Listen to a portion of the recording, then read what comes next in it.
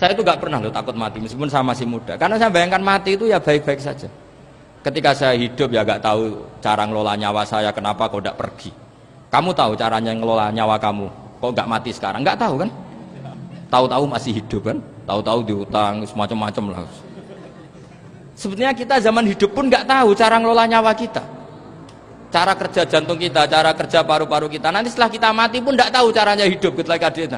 Tapi anehnya kita, mosok manusia sudah dilemah iso hidup lagi. Memangnya kita sekarang bisa hidup karena kita tahu-tahu ya hidup. Ditekdir anak yang melarat, pesek, elek. Orang lain ditekdir anak kiai, Gus, mulyo. Kita kan tidak pernah bisa milih bapak itu ora iso. Ngerti-ngerti anak Karmen, anak Karlan itu sudah nggak tahu.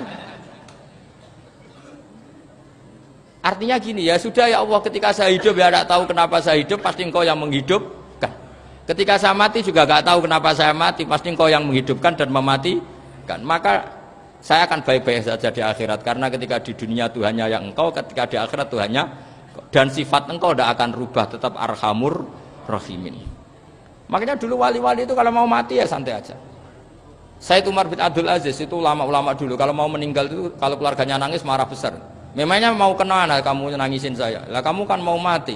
Memangnya mau kemana kalau mati? Ya kembali ke Allah. Ya susahnya apa? Di dunia ya milik Allah, di akhirat milik Allah. Inna sholati wa nusuki wa mahyaya wa mamati lillahi rabbil. Yang aneh sampai harus melarat orang wani mati, aneh tenan. Ya karena sampean tahu mungkin di akhirat lebih miskin lagi kan karena. Itu repot terus. Coba kalau dari awal kita menstatuskan diri kita biadillah. Inna sholati wa nusuki wa mahyaya wa mamati. Tapi kamu salah status.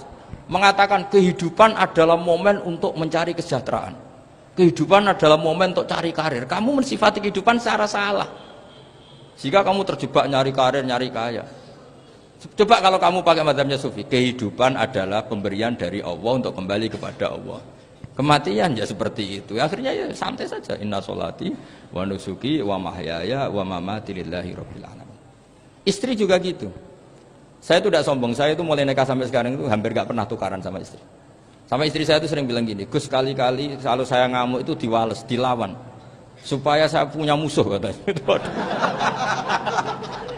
Betul ya? Ya saya bilang gini, Allah itu maha baik sama saya. Ketika harmonis, ganjaran saya ya lewat harmonis itu. Sehingga saya ngasih uang, menyenangkan Anda. Ketika Anda marah, ganjaran saya lewat sabar. Ya sudah, itu semuanya baik. Kalau kamu marah, saya tidak dapat pahala. Makanya kalau kamu marah tak dengerin. Ini cara Allah membuat pahala tanpa bayar kata saya.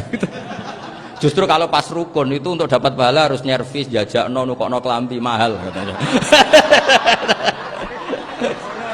Boros itu pahala yang boros kata saya. Tapi kalau kamu marah ini pahala paling murah, nggak usah biaya, dapat apa? Pahala. Cukup sabar. Lu itu kalau terlatih lama-lama dapat ya biasa saja. Ulama dulu seperti itu semua. Imam Syafi'i itu pernah ada orang baik sekali sama beliau. Orangnya itu munafik padahal. Tapi kalau setelah keluar dari Imam Syafi'i dia memaki-maki Imam Syafi'i. Suatu saat beliau dikasih tahu orang yang tadi muji-muji jenengan itu di luar maki-maki jenengan. Imam Syafi'i itu guyu. Guyu sebenarnya bukan alhamdulillah. Muridnya kan janggal. Ini dikasih tahu gitu. Alhamdulillah.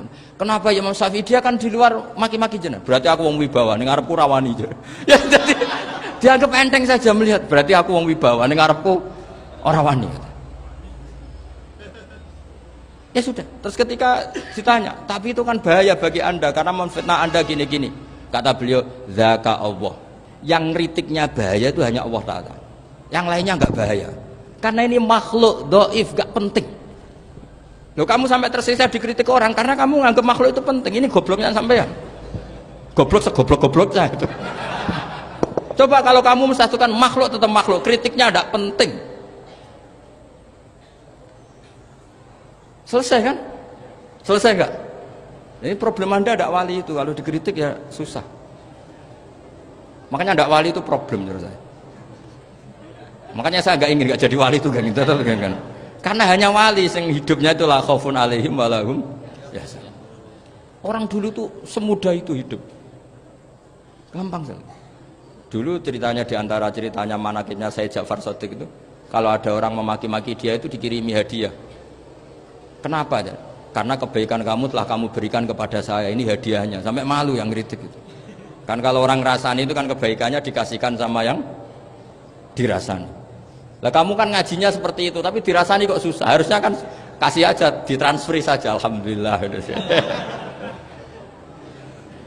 Ya karena kita salah menamain tadi, sing rasani pembenci, pembenci itu bahaya, sehingga kamu mereaksi secara serius. Coba kalau kamu pakai hukumnya Allah dan Rasul, pembenci itu pemberi kebaikan, istri marah adalah pemberi kebaikan. Ada yang berani mulai meraktekan? Latih begitu terus, insya Allah nanti hidup kamu barokah. Itu disebut wa'allama adamal asma. Dan itu yang diajarkan Rasulullah. Rasulullah itu kalau ngajarkan hidup itu gampang sekali. Allahumma ja'alil hayata ziyadatan li fi kulli khairin wal mauta rohatan li min kulli syarrin. Jadi kalau kita hidup, anggap saja peluang untuk nambah kebaikan. Kalau kita mati, anggap saja akhir dari semua potensi kejahatan kita. Anda sekarang mungkin tidak zina, tapi potensi zina. Anda sekarang tidak korupsi, potensi korupsi. Anda sekarang tidak selingkuh, tetap potensi selingkuh. Nah, anggap saja kalau mati, berarti akhir dari segala potensi itu. Alhamdulillah. Makanya saya tuh gak pernah takut mati, karena saya misalnya setiap saat mati ya saya nanti akan bilang, ya Allah ini sudah mau mati, berarti mau akhir dari segala potensi keburukan saya. Alhamdulillah. Makanya itu ulama-ulama dulu kalau ada preman mati, saya guys tonggone ragil muni saya, waduh preman kurang ajar, saya guys tonggone tetap ragil muni saya. Padahal kiai ini muni, saya guys pun mati pun buatan sakit macam-macam nih pasti. Karena dia dengan mati berarti rohatan mingkuli syarrin, keburukannya tidak terulang lah. Lah keburukan nggak terulang lagi itu saya apa buruk? Saya. Makanya kiainya minta saya ge niki tonggone cek menengahin. Saya ge menengahin. Makanya suatu saat kalau ada gitu kamu harus bilang apa? Saya pun buatan jahat malih pun mati.